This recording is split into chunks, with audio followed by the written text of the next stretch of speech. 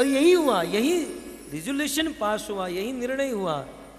सभी ऋषि मुनियों ने निर्णय लिया। कुछ ऋषि मुनि गए, उस धेनुमती नदी में से जल भर भर के उस यज्ञ कुंड में डाले, यज्ञ को बिल्कुल बंद कर दिया। सूत जी आए, ऊंच आसन पर बिठाए और सभी ऋषि मुनियों ने भागवत सुनने की जिज्ञासा की। भक्तों, ऋषि मुनियों का जो स्वाभाविक धर्म है, कर्तव्य है, यज्ञ करना। गीता में कृष्ण कहते हैं यज्ञ दान तपसा न त्याज्यम एव। ऋषि मुनियों का स्वाभाविक धर्म कर्तव्य है यज्ञ करना, परंतु ऋषि मुनियों ने अपने कर्तव्य धर्म यज्ञ को त्याग दिया इस भागवत कथा को सुनने के लिए। मुझे आपको मात्र इतना ही कहना है कि इस देश के ऋषि मुनियों ने इस भागवत को सुनने के लिए अपने स्वाभाविक कर्म यज्ञ को त्याग दिया, तो क्या 2 घंटे हम टीवी को नहीं त्याग सकते? 2 घंटे के लिए हम अपने घर को, दुकान को, ऑफिस को, पत्नी बच्चों को नहीं त्याग सकते? अवश्य त्याग सकते। भक्तों, ये ऋषियों की परंपरा है और आप सभी भक्तों का धन्यवाद करते हैं। कुछ न कुछ त्याग कर आप यहाँ पर आकर कथा श्रवण कर रहे हैं। भगवद गीता के अंत में कृष्ण ने मात्र कहा सर्वधर्मान परित्यज्य माम एकम शरणम व्रज। कृष्ण ने गीता में कहा, लेकिन इस देश के ऋषि मुनियों ने करके दिखाया, चरितार्थ किया, कैसे सभी धर्मों को छोड़कर कृष्ण की अर्थात भागवत की शरण में जाना चाहिए। अपने आचरण से सिखाया। भक्तों, ये कलयुग है और इस संसार में सबसे बड़ी दुविधा ये है, गलत काम करने के लिए पूरी दुनिया आपको प्रेरित करेगी, प्रेरणा देगी। फिल्म देखना है तो 2 5 आएंगे, बहुत अच्छा चल रहा है। और कौन सा है अभी? जो भी है, बहुत अच्छा चल रहा है, चलो अभी देखते हैं। फिल्म देखने के लिए बहुत सारे लोग आपको प्रेरित करेंगे, क्रिकेट खेलने के लिए, फुटबॉल करने के लिए बहुत सारे लोग प्रेरित करेंगे, पढ़ने के लिए अच्छी बात है पढ़ना, डिग्री लेना, लेकिन पढ़ने के लिए भी आपको बहुत लोग प्रेरित करेंगे, लेकिन भक्ति करने के लिए कोई प्रेरित नहीं करेगा। जो अपने हैं वो रोकेंगे, अरे भक्ति क्यों कर रहा है, ये कोई उम्र है भक्ति करने की? ये कार्य ऐसा है जिसमें कोई प्रेरित नहीं करेंगे। भक्तों, ये तो तूफान से बिल्कुल विरुद्ध चलने के बराबर है। ये दुनिया, ये समाज एक दिशा की ओर जा रहा है, भोगों की ओर बह रहा है।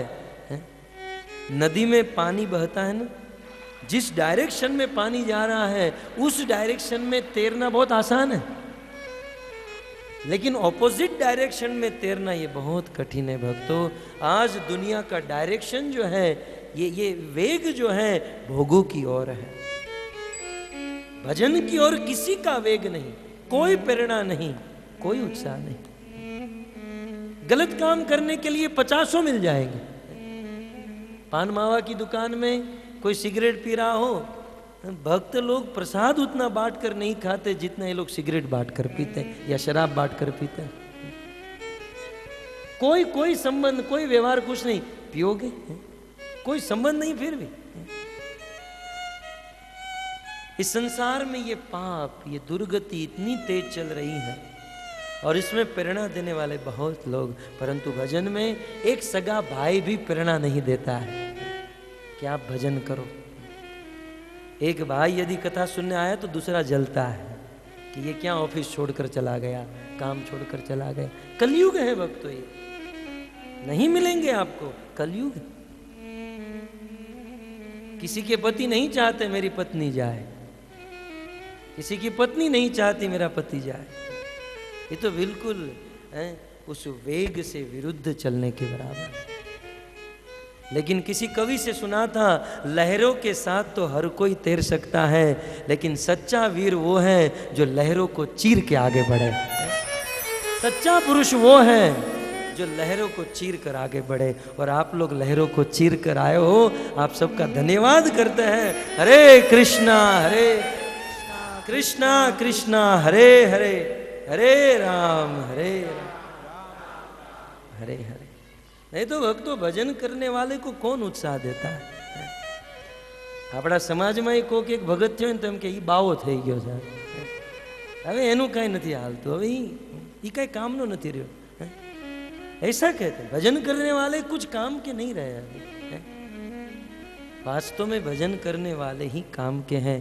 किसी संत ने कहा ये भजन करने वाले साधु संत इस दुनिया में न होते न, संत न होते जगत में जल जातो संसार, ये संसार तो कब का जल के राख हो गया होता। इस दुनिया में इतने पाप, इतने आतंक हो रहे हैं, इतने पाप हो रहे हैं, ये धरती अपने स्थान पर टिक नहीं सकती। आप विचार कीजिए, द्वापर युग में पृथ्वी के ऊपर आतंक हुए तो पृथ्वी को कष्ट हुआ, ब्रह्मा के शरण में गई, त्रेता में ब्रह्मा के शरण में गई और भगवान को राम अवतार, कृष्ण अवतार लेना पड़ा। तो क्या वर्तमान में पाप कम हो रहा है? भक्तों सत्य बात है, द्वापर और त्रेता में पृथ्वी जिस पापों से आक्रांत होकर ब्रह्मा के पास गई, उससे हजारों गुना पाप आज हो रहा है।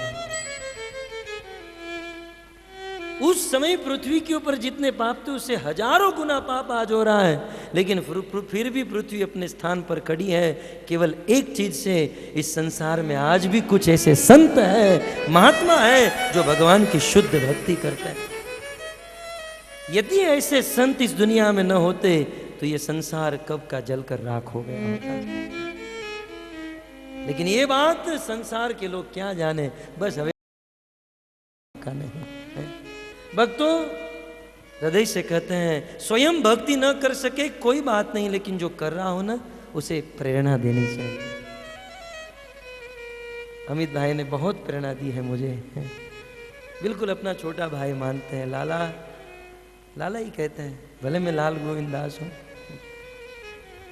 कि बस आप करो, आप आगे बढ़ो, जो आपको चाहिए प्रेरणा। भले हम हमारे क्षेत्र में हैं, हम नहीं कर सकते, लेकिन जो करते हैं उसे प्रेरणा देनी चाहिए। और जो कर रहे हैं उसे रोकने का काम तो असुर का है। असुर का मतलब क्या है? ऐसा नहीं दो सिंगड़ा होते वही असुर है, सिंगड़ा वगैरह नहीं असुर हो। जो गुजराती तो आवश्य कारण के सूरत थी आयो छे, सूरत में चलेगा तो मात्र सिंह वाले ही असुर नहीं होते हैं।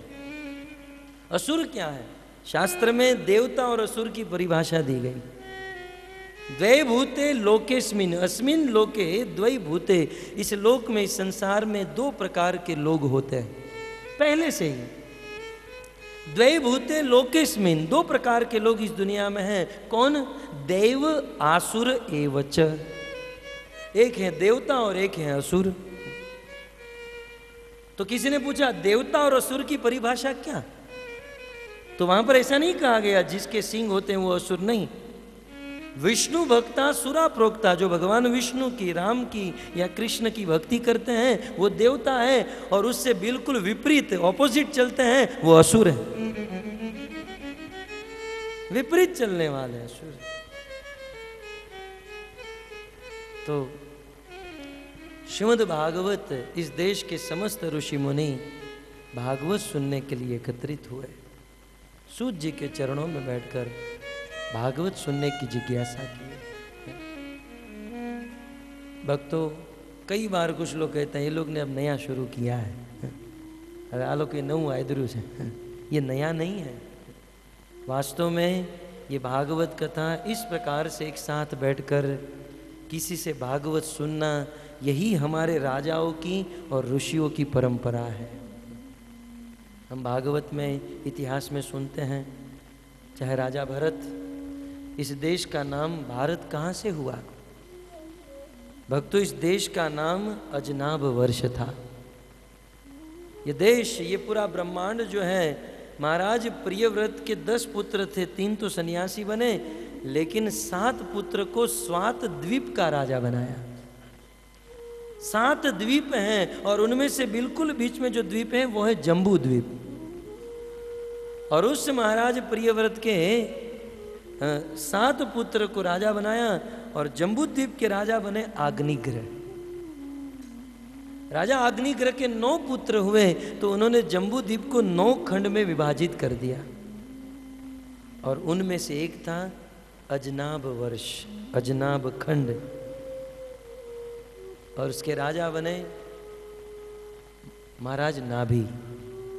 महाराज नाभि के पुत्र हुए भगवान ऋषभदेव, और भगवान ऋषभदेव के ज्येष्ठ पुत्र हुए राजर्षि भरत।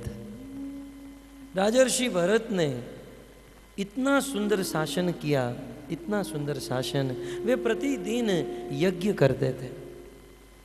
और भक्तों, यज्ञ तो मात्र बहाना था। यज्ञ के नाम से सभी ऋषि मुनि साधु संतों को बुलाते थे, उनके मुख से भगवत कथाएं होती थी, भगवत प्रसाद होता था। इतना सुंदर शासन किए, इतना सुंदर शासन किए, राजा भरत की प्रजा बहुत प्रसन्न हुई।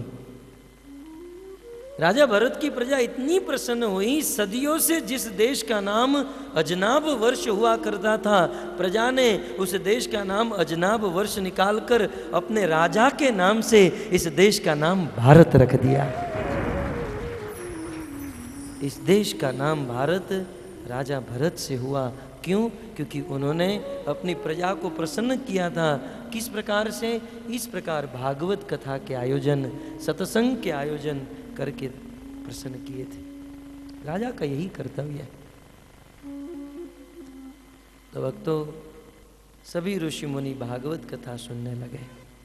ऋषि मुनियों ने बहुत सुंदर सुंदर जिज्ञासाएं की, और सभी जिज्ञासाओं के अंत में कहा, इस भागवत को विस्तार से सुनाइए, इस भागवत को विस्तार से सुनाइए। आप प्रारंभ से ही इस भागवत का वर्णन कीजिए। भक्तों, भागवत प्रारंभ करते हुए सूत जी कहते हैं, यदा मृधे को रव सिंजयाना वीरेश्वतो रगतिम गतेषु। महात्माओं का ऐसा मानना है, और सत्य भी है, कि जहाँ पर महाभारत का अंत हुआ वहीं से भागवत प्रारंभ हुआ। महाभारत का अंत इस प्रकार से हुआ, उस कुरुक्षेत्र की भूमि में 18 दिन तक युद्ध चला। कृष्ण कृपा से पांडवों के द्वारा दुर्योधन की, कौरवों की सेना का विनाश किया गया, और अंत में एक दुर्योधन बचा था। दुर्योधन और भीम के बीच में गदा युद्ध हुआ, और गदा युद्ध करते हुए भीम की गदा से दुर्योधन की जंघा के ऊपर अनेकों प्रहार हुए। सूत जी कहते हैं, वृकोदराविद्व गदा भीमर्ष भग्नोरुदंडे धृतराष्ट्रपुत्रे। वृकोदर भीम के द्वारा उस धृतराष्ट्र के पुत्र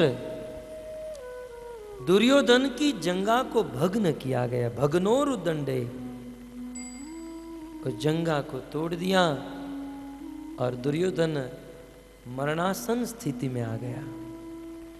कुरुक्षेत्र की भूमि है, अंधेरी रात है, बस दुर्योधन अपने जीवन की अंतिम घड़ी गिन रहा है। और उसी समय पांडवगण अपनी अपनी शिविर में जाकर सो गए। उस अंधेरी रात में दुर्योधन की खबर लेने के लिए महाभारत के 3 वीर, कृपाचार्य, कृतवर्मा और अश्वत्थामा, ये तीनों दुर्योधन के पास आए, और दुर्योधन की यह स्थिति देखकर अश्वत्थामा के हृदय में बड़ा कष्ट हुआ। अश्वत्थामा ने सोचा, मेरे स्वामी की ये हालत हो गई। उस समय अश्वत्थामा दुर्योधन का प्रिय करने के लिए, भर्तुम प्रियम द्रोणी रीतिम स्म पश्यन कृष्णा सुतानाम स्वपताम शिरामशि। अपने स्वामी, अपने भरतार दुर्योधन का प्रिय करने के लिए अश्वत्थामा तुरंत वहाँ से निकल गए, पांडवों की शिविर में गए। पांडवों की शिविर में जाकर सोए हुए पांडवों के मस्तक को काटकर अश्वत्थामा दुर्योधन के पास आए और कहे, स्वामी महाराज आप चिंता मत कीजिए, मैं अभी अभी पांडवों के 5 मस्तक काट कर आया। दुर्योधन मरणासन स्थिति में है। दुर्योधन कहते हैं असंभव एव, अश्वत्थामा ये हो नहीं सकता, पांडवों के मस्तक तुम काट कर आए, ये हो नहीं सकता। बोले स्वामी मैं इसी हाथों से पांडवों का मस्तक काटा। दुर्योधन ने कहा, अश्वत्थामा यदि ऐसा ही है तो मुझे बताओ, जब तुम पांडवों के मस्तक काटने गए तब कृष्ण कहाँ थे? पांडवों का मस्तक काटने गए तब कृष्ण कहाँ थे? बोले स्वामी ऐसा क्यों पूछ रहे हैं आप? तब दुर्योधन ने कहा, जीते जी मैं और कुछ तो नहीं समझ पाया, लेकिन इतना तो समझ चुका हूं, जहां पर कृष्ण खड़े हैं वहां पर पांडवों का कोई बाल भी बांका नहीं कर सकता। जाको राखे साई मार सके न कोई, बाल न बाका कर सके जो जग वेरी होई। ईश्वर भगवान कृष्ण जिसकी रक्षा करने के लिए बैठा है, दुनिया में किसी की ताकत नहीं उनका कुछ बिगाड़ सके। कृष्ण कहाँ थे? अश्वत्थामा ने कहा, स्वामी मुझे पता था कि आप मेरी बात पर विश्वास नहीं करोगे, इसीलिए मैं पांडवों के मस्तक काटकर गोनी में भरकर लेकर आया हूं। दुर्योधन ने कहा, अश्वत्थामा दिखाओ मुझे वो मस्तक देखने। अंधेरी रात थी, वह मस्तक देखने की तो कोई स्थिति नहीं। दुर्योधन ने कहा, उस मस्तक को मेरे हाथ में रखो, क्योंकि उनमें जो भीम का मस्तक होगा वज्र से भी अधिक कठोर होगा, उसे मैं पहचान लूंगा। अश्वत्थामा ने एक एक करके वह मस्तक दुर्योधन के हाथ में रखे, लेकिन हाथ में पकड़ते ही पच पच पच करके 5 मस्तक फूट गए। तब दुर्योधन को पता चला कि ये अश्वत्थामा पांडवों के मस्तक नहीं, पांडवों के नन्हे नन्हे बालकों के मस्तक काट कर आया। किसी ऋषि मुनि के द्वारा श्राप था, दुर्योधन जब तुम्हारे जीवन में हर्ष और शोक दोनों एक साथ होगा तब तुम्हारी मृत्यु होगी। पांडवों का मस्तक काट कर आया हूं, यह सुनकर दुर्योधन को हर्ष हुआ, परंतु पांडवों के नन्हे नन्हे बालकों का मस्तक काट कर आया हूं, यह सुनकर दुर्योधन को शोक हुआ। हर्ष शोक दोनों एक साथ दुर्योधन की मृत्यु हो गई। दुर्योधन की मृत्यु हुई, लेकिन दूसरी ओर द्रौपदी रोज की भांति जैसे एक माँ अपने बालक को जगाने जाती है, द्रौपदी अपने नन्हे नन्हे बालकों को जगाने गई और अपने बालकों के मस्तक से चद्दर हटाई तो देखा 5 बालकों के मस्तक कटे हुए हैं। विचार कीजिए भक्तों, उस माँ के हृदय में क्या बीती होगी। आज एक बालक खेलते खेलते गिर जाता है, थोड़ी सी भी खरोच आती है तो उस बालक से ज़्यादा कष्ट उस माँ को होता है। और आज तो इस माँ के 5 पुत्र के मस्तक काट दिए गए। द्रौपदी रोने लगी। सूत जी ने इस करुण दृश्य का वर्णन भागवत में किया है। माता शिशूना निधनम सुताना निशम्य घोरम परितप्यमाना तदारुद्वाष्प कलाकुलाक्षी तान् सान्त्वयन्नाः किरीटमाली माता शिशूना निधनं सुताना निशम्य घोरं परितप्यमाना।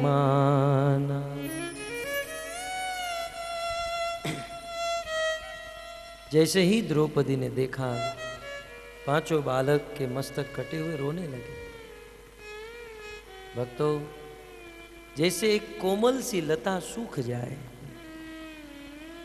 लता को तो थोड़ा सा ताप लगता है, सूख जाती है, लेकिन ये तो कितना बड़ा दुख, जैसे बिजली गिरी हो। द्रौपदी को बड़ा कष्ट हुआ और जोर जोर से चिल्लाते हुए रोने लगे। द्रौपदी के रोने की आवाज को सुनकर युधिष्ठिर महाराज, भीम, अर्जुन, नकुल, सहदेव दौड़कर आए। क्या हुआ? देखा तो पांचों पुत्र के मस्तक कटे हुए पड़े। द्रौपदी रो रही थी। उस समय अर्जुन द्रौपदी को सांत्वना देने के लिए प्रतिज्ञा किए। अर्जुन ने प्रतिज्ञा की, ताम सांत्वयन्नाह किरीट माली। सुंदर मुकुट धारण करने वाले अर्जुन ने प्रतिज्ञा की, पर ये तुम चिंता मत करो, जिस किसी आतताई ने तुम्हारे पुत्र को मारा है, आज संध्या तक उस आतताई को तुम्हारे चरणों में लाकर सौंप दूंगा। प्रिय, आज संध्या को अपने पुत्र के हत्यारे के मस्तक पर अपना पांव देकर तुम अंत्येष्टि क्रिया करोगी, ये अर्जुन की प्रतिज्ञा है। और यदि मैं ऐसा नहीं कर पाया तो मैं अर्जुन अपने ही गांडीव से आत्महत्या करके मर जाऊंगा। तुरंत अर्जुन ने कृष्ण को इशारा किया। कृष्ण ने अपना दिव्य रथ, चार घोड़े जिसमें लगे हुए हैं, वह रथ निकाला। कृष्ण अर्जुन अश्वत्थामा का पीछा किए। अश्वत्थामा का रथ आगे आगे, कृष्ण का रथ पीछे पीछे। वह रथ के घोड़े दौड़ते दौड़ते दौड़ते अश्वत्थामा के रथ के घोड़े थक गए, घुटना टेक दिए। अश्वत्थामा रथ से उतरकर दौड़ने लगा। अर्जुन भी रथ से उतरे और दौड़कर अश्वत्थामा का पीछा किए। अश्वत्थामा ने देखा कि बस अब अर्जुन मुझे पकड़ ही लेगा। तुरंत अश्वत्थामा ने ब्रह्मास्त्र का सम्माहन किया। भयंकर मेघ छा गए, अंधेरा छा गया, पृथ्वी कांपने लगी। अर्जुन समझ नहीं पाए कि ये क्या हो रहा है। तुरंत अर्जुन कृष्ण के पास गए। कृष्ण, कृष्ण महाबाहो भक्ता नाम भयंकर, त्वम एक दह्य माना नाम अपवर गोसी संसृते। हे कृष्ण, हे महाबाहो, कृष्ण ये क्या हो रहा है, मैं कुछ समझ नहीं पा रहा हूं। कृष्ण ने कहा, अर्जुन मित्र, ये अश्वत्थामा ने ब्रह्मास्त्र का सम्माहन किया और मूर्ख अश्वत्थामा ब्रह्मास्त्र छोड़ना तो जानता है, उसे वापस लौटाना नहीं जानता। प्रभु मैं क्या करूं? तब कृष्ण ने कहा, अर्जुन एक काम करो, तुम भी ब्रह्मास्त्र चलाओ और फिर दोनों ब्रह्मास्त्र वापस खींच लो। कृष्ण ने जैसे कहा अर्जुन ने वैसे ही किया और पुनः अर्जुन अश्वत्थामा का पीछा करने लगे। अश्वत्थामा का पीछा करके अर्जुन ने अश्वत्थामा को पकड़ लिया। पशुवत पाश बंधम, अर्जुन ने अश्वत्थामा को रस्सी से बांध दिया और बांधकर द्रौपदी के चरणों में लाकर छोड़ दिया। अर्जुन ने द्रौपदी के हाथ में तलवार दी। द्रौपदी, पांचों पुत्र का हत्यारा तुम्हारे चरणों में है, ये तलवार उठाओ और धड़ से मस्तक अलग कर दो। भक्तों, द्रौपदी यदि चाहती तो अश्वत्थामा को मार सकती थी, क्षत्रियाणी थी, और सामने हत्यारा आतताई खड़ा था। परंतु भागवत तो स्थान स्थान पर हमें शिक्षा प्रदान करता है। भागवत, मैंने पहले ही कहा, भागवत मात्र कथा नहीं, वार्ता रे वार्ता नहीं, भागवत तो एक सैद्धांतिक ग्रंथ, वेदांत सूत्र का भाष्य है। भक्तों, वेदव्यास जी ने कहा, निर्मत्सराणाम सताम, निर्मत्सर ऐसे संतों के चरित्र का वर्णन। और भागवत में प्रथम एक साध्वी नारी का चरित्र बताया गया, देवी द्रौपदी। द्रौपदी ने कहा, पतिदेव इसे मत मारो। द्रौपदी यदि चाहती तो उसे मार सकती थी, लेकिन नहीं मारा।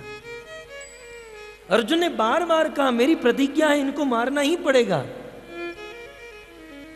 द्रौपदी अर्जुन को मनाने लगी, पतिदेव इसे मत मारिए, आखिर आपके गुरु का पुत्र है, ये भी किसी का बेटा है, आप कहोगे तो मैं उसे मार भी दूंगी, लेकिन इसके मरने का दुख इनकी माँ को कितना होगा ये मैं जानती हूँ, क्योंकि मैं भी एक माँ हूं। बार बार अर्जुन कह रहे हैं, द्रौपदी ना कह रही। तब तक तो युधिष्ठिर आए, नकुल सहदेव आए, वे भी कहने लगे मत मारो, छोड़ दो इसे। तब तक तो भीम आए, बोले क्या चर्चा हो रही है? बोले इसे छोड़ देना है। भीम ने कहा आपको छोड़ना है छोड़ो, मैं नहीं छोड़ूंगा। अर्जुन प्रतिज्ञा आपकी है और आपको नहीं मारना है, मैं मार दूंगा। बोले नहीं, महाभारत में वर्णन है, भीम ने बहुत डांटा। बोले आप लोग एक पत्नी की, एक स्त्री की बात में आकर दया खा रहे हो। अरे स्त्री का हृदय तो वैसे ही भावुकता से भरा हुआ होता है। ये एक स्त्री को, द्रौपदी के हृदय में भावुकता आई और कह दिया कि मत मारो, तो आप लोग भी उसके चक्कर में पड़ गए। आप सब लोग इसे छोड़ो, मैं मेरी गदा से मार डालूंगा। तो एक पक्ष कहता है मत मारो, भीम कहते हैं मैं मार डालूंगा, मत मारो मार डालूंगा। अब पांडवों के बीच में ही झगड़ा होने लगा। तुरंत वहां कृष्ण आए, बोले एक युद्ध खत्म नहीं हुआ, दूसरा शुरू कर रहे हैं आप। कैसे भी करके महाभारत का युद्ध समाप्त हुआ और आप अपने भाइयों के बीच में ही दूसरा युद्ध शुरू करें। कृष्ण ने कहा रुको अर्जुन, ध्यान से सुनो, मैं तुम्हें एक नीति कहता हूं। क्या नीति? ब्रह्म बंधो न हंतव्य, आतताई वधारहण। हे अर्जुन, ब्राह्मण को कभी मारना नहीं चाहिए। ब्राह्मण या ब्राह्मण के पुत्र को कभी भी मारना नहीं चाहिए। भक्तों, इस देश के राजाओं की परंपरा हुआ करती थी। अब सिद्धांत तो बहुत सारे हैं, मैं आगे के दिन में बताऊंगा। शिल प्रभुपाद ने बहुत सुंदर कहा है, 5 वस्तु की यदि रक्षा हो ना तो आज भी राम राज्य आ सकता है। केवल 5 तत्व की रक्षा। एक, ब्राह्मणों की रक्षा। दूसरी, बालकों की रक्षा। अब इसमें बहुत सारी वस्तुएं हैं। बालकों की रक्षा का अर्थ क्या है? बालकों की रक्षा का अर्थ एबॉर्शन न करना, फिर आगे चलकर बालकों को संस्कृति का ज्ञान देना, ये बहुत सारी चीजें होती हैं, मैं केवल गिना रहा हूं। ब्राह्मणों की रक्षा, बालकों की रक्षा, स्त्रियों की रक्षा, गोपाल जी ने कहा ना, स्त्रियों की रक्षा, और धर्म की रक्षा, और अंत में हमारे देश के बुजुर्गों की रक्षा। हमारे वडील, हमारे माता पिता, हमारे बूढ़े हैं, जो हमारे वरिष्ठ हैं, उनकी रक्षा। ये 5 की रक्षा यदि ये समाज करने लगे तो आज भी राम राज्य आ सकता है। आज मैं एक भूल गया, गाय की रक्षा, इसमें एक अंतर्गत गाय की रक्षा। ये 5 रक्षा यदि हो ना तो राम राज्य दूर नहीं। खैर ये सब्जेक्ट मैं आगे चलकर कथा में बताऊंगा, लेकिन अब इस समय कृष्ण ने कहा ब्रह्म बंधो न हंतव्य। अर्जुन, ब्राह्मण को कभी मारना नहीं चाहिए। लेकिन दूसरी नीति क्या है? आतताई वधारण। जो आतताई है उसे तुरंत मार देना चाहिए। क्षत्रिय का कर्तव्य, धर्म है। आतताई का अर्थ क्या? मत्तम प्रमत्तम अनुमत्तम बालम विरथम स्त्रियम जड़म। ये 10 प्रकार के लोगों के ऊपर जो वार करे उसे आतताई कहते हैं। अश्वत्थामा ने सोए हुए बालकों को मारा था, ये आतताई था। ब्राह्मण को नहीं मारना चाहिए, आतताई को तुरंत मार देना चाहिए। अर्जुन, ये ब्राह्मण भी है और आतताई भी है। अर्जुन भी धर्म संकट में फंस गए। परंतु कहते हैं ना, जो भगवान की भक्ति करते हैं भगवान उनको विशेष बुद्धि देते हैं। गीता में कृष्ण ने कहा ददामी बुद्धि योगम, ददामी बुद्धि योगम तेषाम सतत युक्तानाम भजताम प्रीतिपूर्वकम। ददामी बुद्धि योगम ये न माम उपयांति ते। भगवान अपने भक्त को बुद्धि देते हैं। तुरंत अर्जुन को स्मरण आया, किसी महान व्यक्ति का अपमान उनकी मृत्यु के समान होता है। किसी को जान से मार देना ही मृत्यु नहीं, महान व्यक्ति का अपमान कर दो ये मृत्यु से भी बढ़कर है। इसलिए उस समय अर्जुन ने अश्वत्थामा का अपमान कर दिया। कैसे? ब्रह्म तेज के कारण अश्वत्थामा के मस्तक पर एक रोचक मणि था। अर्जुन ने अपनी तलवार से निकाल दिया और अश्वत्थामा के बालों को बिगाड़ दिया। कुछ यहाँ से काटे, कुछ यहाँ से, कुछ यहाँ से, बिल्कुल लज्जित कर दिया। आज यदि ऐसे बाल काटे जाए तो एक नई स्टाइल बन जाएगी, ये बात अलग है। लेकिन आज लोग अपने बाल बनाकर आते हैं और उसे स्टाइल, अभी अभी कोई आया था इसी अंदर बीच में लेकर, तो आज तो ये स्टाइल बन जाएगी। लेकिन उन दिनों इसे बहुत लज्जित गर्हित कर्म माना जाता था। तो अश्वत्थामा के बस ऐसे ही बाल कर दिए, रोचक मणि निकाल दिए और छोड़ दिया। लेकिन यहाँ पर एक सिद्धांत स्थापित हुआ भक्तों। द्रौपदी के ऊपर बहुत बहुत अत्याचार हुए, 5 बालक मर गए। उनके पतियों ने कहा, लेकिन फिर भी द्रौपदी ने अश्वत्थामा को दंड नहीं दिया। भक्तों, भागवत का सिद्धांत है, संसार में हमें कभी भी किसी को दंड नहीं देना चाहिए। दंड देने का अधिकार हमारा नहीं है। द्रौपदी भागवत का एक सुंदर पात्र जिससे भगवान ने बहुत प्रेम किया। जब जब द्रौपदी ने कृष्ण को पुकारा, तुरंत कृष्ण उनके सामने प्रकट हो गए। यहां तक कृष्ण द्रौपदी को अपनी बहन मानते थे। क्यों? क्योंकि द्रौपदी के जीवन में एक बहुत बड़ा गुण था, और गुण था अपराधी को क्षमा कर देना। अपराधी को क्षमा कर देना यह मनुष्य का सबसे बड़ा गुण है। भागवत से हमें यह सीखना है भक्तों। जीवन के अनेकों मोड़ में हमारे साथ रहने वाले, हमारे समाज में, हमारे कुटुंब में या हमारे मित्रों से मानो कभी गलती हो भी जाए, और हो भी जाए क्या, गलती होगी ही। हम बड़े बड़े देवताओं से गलती होती है, तो मनुष्य से गलती क्यों नहीं हो सकती? हम चाहें कि मनुष्य से गलती कैसे होगी? मनुष्य से यदि गलती ना हो तो वो भगवान हो सकता है। पूर्ण एकमात्र ईश्वर है, भगवान है, हम तो अधूरे हैं। मनुष्य से गलती होगी, गलती करना मनुष्य का स्वभाव है। लेकिन यदि किसी से गलती हो तो शिक्षा देकर उन्हें क्षमा कर देना चाहिए। कई बार लोग सोचते हैं कि हम दंड देंगे। दंड देने का अधिकार हमारा नहीं। दंड देने का अधिकार एकमात्र गुरु का और भगवान का है। हमें दंड नहीं देना, हमें क्षमा कर देना चाहिए। द्रौपदी ने क्षमा कर दिया। क्षमा करने वाला व्यक्ति सदैव महान माना जाता है, महान होता है। कभी कभी बाप और बेटे झगड़ पड़ते हैं। बेटा 5-7 साल का बालक होता है, बाप और बेटे झगड़ पड़ते हैं, और उसमें बेटा बस अपनी ही बात रखता है। बाप जानता है लेकिन फिर भी क्षमा कर देता है, क्योंकि बाप होता है भक्तों। तो महान है। इस संसार में 5 साल का बालक 50 साल के बूढ़े को क्षमा करे तो 50 साल के बूढ़े से 5 साल का बालक महान है। इसीलिए तो इस देश में कहावत है ना, क्षमा बड़न को चाहिए, छोटन को अपराध, कहाँ विष्णु को घट गयो, भृगु ने मारी लाज।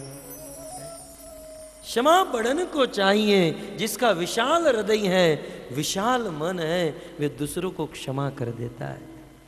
भागवत से प्रथम सिद्धांत, जीवन में यदि किसी से कोई गलती हो जाए तो भक्तों से क्षमा कर दीजिएगा। यक्ष ने युधिष्ठिर महाराज को 100 प्रश्न पूछे। उनमें से एक प्रश्न था, मनुष्य में सबसे बड़ा गुण कौन सा? तब धर्मराज युधिष्ठिर ने भी यही उत्तर दिया, अपराधी को क्षमा कर देना सबसे बड़ा गुण, सबसे बड़ा। कई बार हमारे मन में ऐसा हो सकता है, अरे ये तो मेरे साथ ऐसा व्यवहार किया, मेरे साथ बहुत गलत व्यवहार किया, मैं दंड दूंगा। नहीं, भले कोई हमारे साथ कुछ गलत व्यवहार करे, उसे अपना कर्म समझकर भुगत लेना चाहिए, और दंड मात्र भगवान के हाथों में सौंप देना चाहिए, भगवान को सौंप देना चाहिए। क्षमा करने से व्यक्ति का तेज बढ़ता है, क्षमा करने से व्यक्ति की उम्र बढ़ती है, क्षमा करने से व्यक्ति समाज में महान हो जाता है, और इसका रिजल्ट तुरंत नहीं आएगा।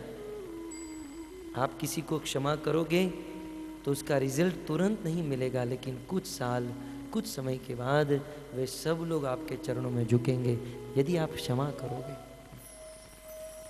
क्षमा दृष्टांत दिया, कहाँ विष्णु को घट गयो, भृगु ऋषि ने भगवान की छाती में लात मार दी, तो क्या भगवान विष्णु का नाम घट गया?